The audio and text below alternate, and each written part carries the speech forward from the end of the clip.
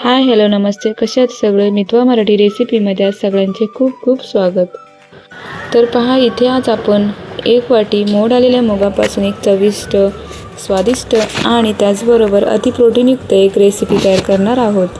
तर ही रेसिपी सकाळच्या नाश्त्यासाठी, टिफिनसाठी नाही तर मग संध्याकाळी असंच खाण्यासाठी सुद्धा तुम्ही ही रेसिपी तयार करू शकता.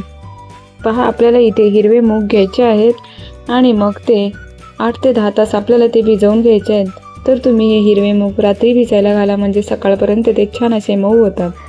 त्यानंतरनं ते हिरवे मूग स्वच्छ कॉटनच्या कपड्यामध्ये व्यवस्थित असे बांधून ठेवा आणि मग संध्याकाळपर्यंत पहा किती छान असे मस्त मोड आलेले असतात. पावसाळ्याच्या दिवसात तर असे मोड आलेले कडधान्याची उसळ खाणे म्हणा किंवा त्याची काहीतरी वेगळी रेसिपी करून खाणे हे शरीरासाठी खूप पौष्टिक असते. आणि त्याचबरोबर अशा प्रकारे मोड आलेले मूग किंवा दुसरेही कोणताही कडधान्य जरी तुम्ही त्याला मोड आणून त्याची उसळ केली तरीसुद्धा ते खूप छान असे टेस्टी लागतात.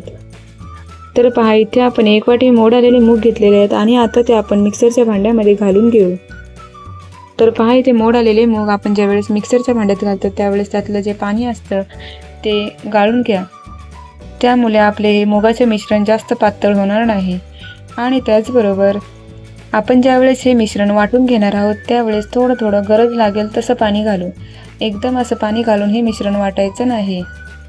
आता आपण हे मिश्रण आहे ते जास्त बारीक करणार नाही, थोडंसं जाडसर ठेवणार आहोत, म्हणजे जी आपण रेसिपी करणार आहोत त्याला छान असं स्ट्रक्चर येतं. मग मिक्सरच्या भांड्यात घालून झाल्यानंतर आपण इथे 10 ते 12 कढीपत्त्याची पानं मिक्सरच्या भांड्यात घालून घेऊ. शक्यतो कधी पण कढीपत्ता ताजा वापरायचा, म्हणजे कसं त्याचा सुगंध खूप छान येतो.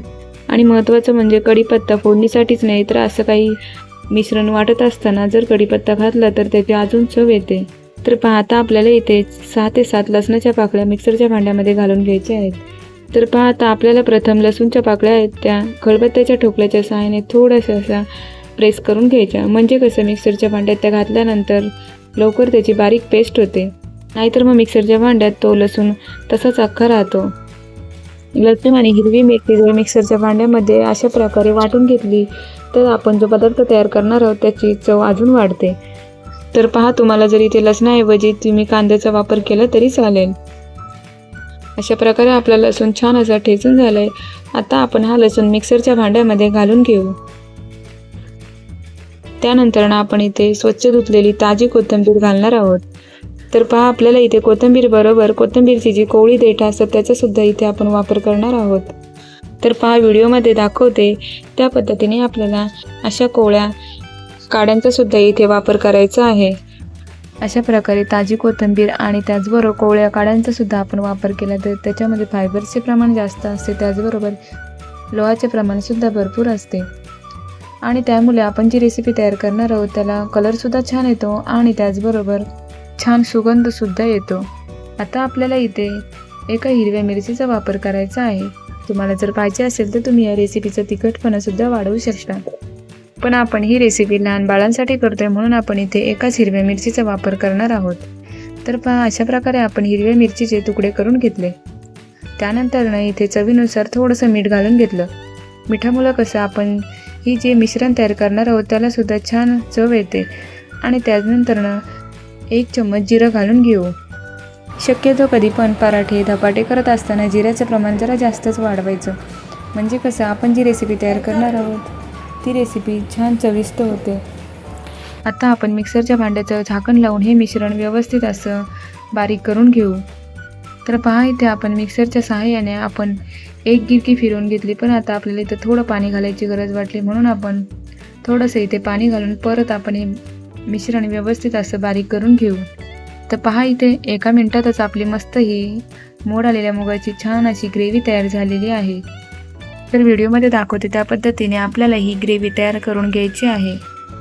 तर पाहू शकता तुम्ही, इथे आपण कढीपत्ता घातला, कोथिंबीर घातली, त्यामुळे किती छान मस्त असं कलर आला आहे आणि जिऱ्यामुळे सुद्धा खूप छान असं सुगंध पसरला आहे. आता आपण मिक्सरच्या भांड्याचं झाकण लावून ही ग्रेव्ही साईडला ठेवू. तर पहा, इथे एक काचेचं पसरट भांडं घेतलं. तुमच्याकडे जर स्टीलचं भांडं असेल तर ते वापरलं तरी चालेल. अशा प्रकारे जी आपण ग्रेव्ही वाटून घेतली होती ती आपण ह्या बाऊलमध्ये ओतून घेऊ. त्यानंतर आपण इथे 1 वाटी ज्वारीचं पीठ या ग्रेव्हीमध्ये घालून घेऊ. तुम्हाला जर पाहिजे असेल तर तुम्ही इथे 1 वाटी गव्हाच्या पिठाचा सुद्धा वापर करू शकता, नाहीतर मग 1 वाटी तांदळाच्या पिठाचा सुद्धा वापर करू शकता, नाहीतर मग बाजरीचं पीठ वापरलं तरी चालेल. त्यानंतर आपण इथे 4 चम्मच तांदळाचं पीठ घालून घेऊ. त्यानंतर आपल्याला इथे 2 चम्मच रवा घालायचा आहे. रव्यामुळे कसं आपण जो पदार्थ तयार करणार आहोत त्याला छान असा एकजीवपणा येतो. त्यानंतर आपण इथे अर्धा चम्मच ओवा घालून घेऊ. त्यानंतर आपण इथे पांढरे तीळ 1 चम्मच घालून घेऊ. तर पहा इथे आपण ओव्याचा आणि जिराचा जास्त वापर केला आहे. तर कोणतीही रेसिपी करताना पराठे म्हणा धपाटे म्हणा तुम्ही ओव्याचा आणि जिराचा जास्त वापर करायचा, म्हणजे कसं आपण जी रेसिपी तयार करणार आहोत ती रेसिपी पचायला सोपी जाते. त्यानंतर आपण इथे चवीनुसार म्हणजे पाव चम्मच मीठ घालून घेऊ. त्यानंतर इथे पाव चम्मच हळद घालून घेऊ. लक्षात घ्या की आपण ज्यावेळेस मुगाचं मिश्रण करत होतो त्यावेळेस सुद्धा आपण मीठ घातलं होतं आणि पिठामध्ये मीठ घालत असताना थोडं कमी घाला. आता आपण हे सर्व कोरडे मसाले आहेत ते प्रथम स्पूनच्या सहाय्याने व्यवस्थित असे मिक्स करून घेऊ, म्हणजे कसं आपण जी रेसिपी तयार करणार आहोत त्याच्या प्रत्येक घासाला या मसाल्याची छान अशी चव येईल. तिखटाचं प्रमाण आणि मिठाचं प्रमाण तुमच्या चवीनुसार कमी जास्त करू शकता. अशा प्रकारे प्रथम कोरडे मसाले व्यवस्थित असे मिक्स करून घेतल्यामुळे ज्यावेळेस आपण पाणी ओतून हे पीठ मळणार आहोत त्यावेळेस ते एका ठिकाणी जमा होत नाही, व्यवस्थित असे सगळ्या बाजूला मसाले पसरलेले असतात. पहा आता कोरडे मसाले व्यवस्थित असे मिक्स झालेत. तर इथे पहा मिक्सरच्या भांड्यामध्ये मी थोडंसं पाणी घालून ते पाणी पिठामध्ये ओतून घेतलं. मोड आलेल्या मुगामध्ये जास्त प्रोटीन्स कॅलरीज असतात, म्हणून आपण काहीच व्हायला जायला नको म्हणून मिक्सरच्या भांड्यामध्ये सुद्धा पाणी ओतून ते पाणी इथे वापरलं. तर पहा इथे ज्या वाटीने गव्हाचं पीठ घेतलं त्याच वाटीने आपण इथे पाणी घेणार आहोत, म्हणजे तुम्हाला समजेल आपल्याला या रेसिपीसाठी पाणी किती लागले. तर पहा आपण इथे अर्धी वाटी पाणी आता पिठामध्ये ओतून घेतलं. थोडं अजून पीठ आपल्याला घट्ट वाटते म्हणून हे अजून पिठामध्ये पाणी ओतून घेऊ. तर पहा इथे 1 वाटी पीठ आपण घेतलेलं होतं त्याच वाटीने आपण पाणी घेतलं, म्हणजे आपल्याला इथे 1 वाटी पाणी लागलं. आता आपण हे पीठ व्यवस्थित असं मिक्स करून घेऊ. तर पहा शक्यतो इथे तुम्ही डायरेक्ट जास्त पाणी ओतू नका, नाहीतर मग आपली ही रेसिपी फसू शकते. थोडं थोडं पाणी घालून आपण ही पीठ व्यवस्थित असं मिक्स करून घेऊ. तर पहा इथे अजून आपल्याला पाण्याची गरज वाटली म्हणून आपण इथे अजून अर्धी वाटी पाणी घेतलं आणि आता परत हे मिश्रण व्यवस्थित असं मिक्स करून घेऊ. तर पहा आपल्याला हे बॅटर व्यवस्थित असे मिक्स करून घेण्यासाठी 1.5 वाटी पाणी लागलं, म्हणजे आपण इथे 1 वाटी गव्हाचं पीठ घेतलं तर तुम्हाला इथे 1.5 वाटी पाणी घ्यावं लागेल. रेसिपी इथपर्यंत पाहिलीच आहे तर रेसिपीला एक लाईक करा, चॅनलला सबस्क्राईब करा. सबस्क्राईब केल्यानंतर बेल आयकॉनवर क्लिक करायला मात्र विसरू नका. ऑलवर क्लिक करा म्हणजे मी तयार केलेली प्रत्येक रेसिपीचे नोटिफिकेशन सगळ्यात अगोदर तुम्हाला येईल. तर पाहू शकता तुम्ही इथे मस्त असं आपलं हे मोड आलेल्या मुगाचं बॅटर तयार झाले. अशा प्रकारे तुम्ही लहान बाळांच्या टिफिनसाठी म्हणा नाहीतर मग पाहुणे आल्यावर सुद्धा काहीतरी हेल्दी आणि पौष्टिक करायचं म्हणून तुम्ही ही रेसिपी तयार करू शकता. आहे की नाही झटकन आणि पटकन होणारी रेसिपी. मोड आलेले कडधान्य असतं ते मिक्सरच्या भांड्यामध्ये घालायचं, आपल्या आवडीनुसार मसाले मीठ घालायचं आणि मग त्याचं आपल्या आवडीनुसार परत गव्हाचं पीठ तांदळाचं पीठ नाहीतर ज्वारी बाजरीचं पीठ वापरून असं बॅटर तयार करायचं. त्यानंतर हे तयार झालेलं बॅटर आपण 10 मिनिटांसाठी झाकून ठेवू. तर पहा आता आपण इथे हिरव्या मुगाचे अप्पे करून घेणार आहोत. तर इथे गॅसवर एक अप्पे पात्र ठेवलं आणि त्याच्यामध्ये स्पूनच्या साहाय्याने आपण थोडं थोडं तेल घालून घेऊ. तर पहा इथे आपण ज्यावेळेस हे तेल लावत असतो त्यावेळेस आपण गॅसची फ्लेम मीडियम ठेवायची, म्हणजे कसं आपले हे अप्पे पात्र आहे ते व्यवस्थित असं गरम होतं. तर पहा इथे व्यवस्थित असं सगळ्या बाजूने तेल लावून झाले. आता आपण हे 10 मिनिटांसाठी झाकून ठेवलेलं बॅटर आपण अप्पे पात्रामध्ये स्पूनच्या सहाय्याने घालून घेऊ. तर पहा व्हिडिओमध्ये दाखवते त्या पद्धतीने आपल्याला हे छोटे छोटे अप्पे पात्र आहेत ते स्पूनच्या सहाय्याने फुल भरून घ्यायचे आहेत.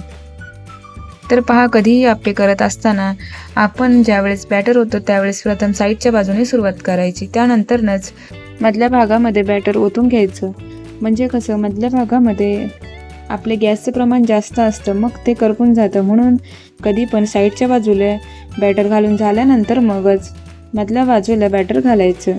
अप्पे बनवण्यासाठी आपण जे बॅटर तयार करतो ते जास्त पातळही नाही आणि जास्त घट्टसुद्धा नाही, मीडियम असे घट्ट तयार करा. मग अप्पे बघा छान असे बाहेरच्या बाजूने कुरकुरीत आणि आतल्या बाजूने मऊसूत आणि छान शिजून निघतात.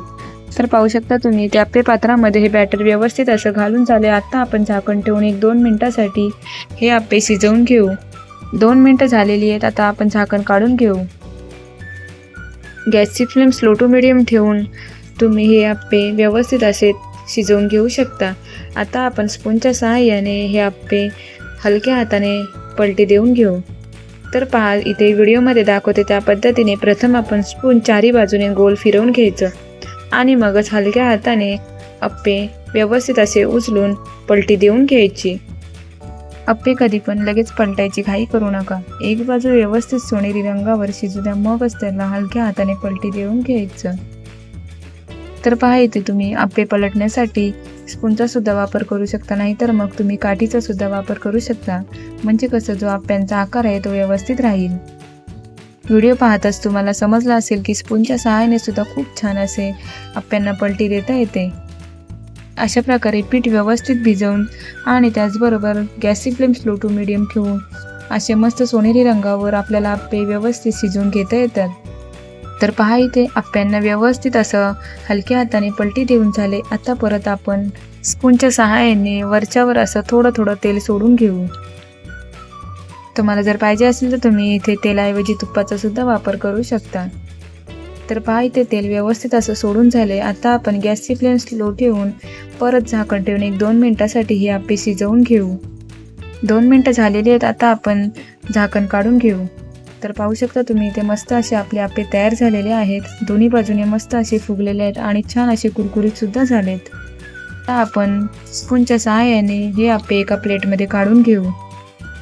तर पहा, इथे आप्प्यांचा कलर तुम्हाला जरा वेगळा वाटत असेल, पण आपण इथे हिरव्या मुगाचे आप्पे केल्यामुळे थोडासा हिरवट आणि थोडासा पिवळा असा रंग आलेला आहे. अशा प्रकारे आप्पे दोन्ही बाजूने व्यवस्थित असे शिजवून घेतल्यामुळे आप्पे स्पंजी, मऊ आणि छान असे चविष्ट होतात. तर पहा, इथे सर्व आप्पे प्लेटमध्ये काढून झालेत. अशा प्रकारे स्लो टू मिडियम गॅसवर हे आप्पे शिजवून घेतल्यामुळे वरून मस्त सोनेरी रंगावर आप्पे शिजलेत आणि त्याचबरोबर आतून सुद्धा खूप छान असे मऊसूत हे आप्पे आपले तयार झालेत. अशा प्रकारे मस्त असे गरमागरम स्वादिष्ट, चविष्ट आणि अतिप्रोटीनयुक्त आपले असे हिरव्या मुगाचे छान असे आप्पे तयार झालेत. व्हिडिओ पाहून तुम्हाला समजलं असणार किती छान स्पंजी आणि मऊसूत हे आपले आप्पे तयार झालेत. तर पहा, आता आपला महत्त्वाचा क्षण आले. आता आपण हे जे आप्पे तयार केलेले आहे ते आपल्या छोट्या टेस्टरला हे टेस्ट करायला देऊ. हे अशा प्रकारे गोल गोल आप्पे पाहून माझा छोटा टेस्टर तर खूप खुश झाला. मोड आलेल्या मुगाचे हे आप्पे भरपूर प्रोटीनयुक्त आणि त्याचबरोबर प्रथिनयुक्त असल्यामुळे आपण जो हा नाश्ता तयार केलेला आहे खूप असा पौष्टिक आणि त्याचबरोबर खूप चविष्ट सुद्धा झालेत. व्हिडिओ पाहून तुम्हाला समजलं असेल की हे आप्पे आपले किती छान चविष्ट झालेत. अशा प्रकारे तुम्ही सुद्धा मोड आलेल्या मुगाचे आप्पे तयार करा आणि लहान बाळांना पौष्टिक असा नाश्ता तयार करून त्यांना खाऊ घालू शकता. तुम्हाला जर ही रेसिपी आवडली असेल तर रेसिपीला लाईक करा आणि त्याचबरोबर तुमच्या मित्रमैत्रिणींना सुद्धा शेअर करा. आणि त्याचबरोबर अशाच साध्या, सोप्या आणि चविष्ट रेसिपीसाठी मितवा मराठी रेसिपीला सबस्क्राईब करायला मात्र विसरू नका. ऑलवर क्लिक करा म्हणजे मी तयार केलेली प्रत्येक रेसिपीची नोटिफिकेशन सगळ्यात अगोदर तुम्हाला येईल. अशा प्रकारे तुम्ही सुद्धा मोड आलेल्या मुगाचे छान असे गरमागरम स्वादिष्ट चविष्ट आप्पे तयार करा आणि तुमच्या लहान बाळाचं टिफिन हेल्दी तयार करा. अशाच मस्त चमचमीत, झणझणीत आणि गोड रेसिपीसाठी मितवा मराठी रेसिपीला सबस्क्राईब करा आणि त्याचबरोबर बेल आयकॉनवर क्लिक करा. पुन्हा भेटूयात अशाच एका नवीन रेसिपीमध्ये. तोपर्यंत बाय बाय. धन्यवाद.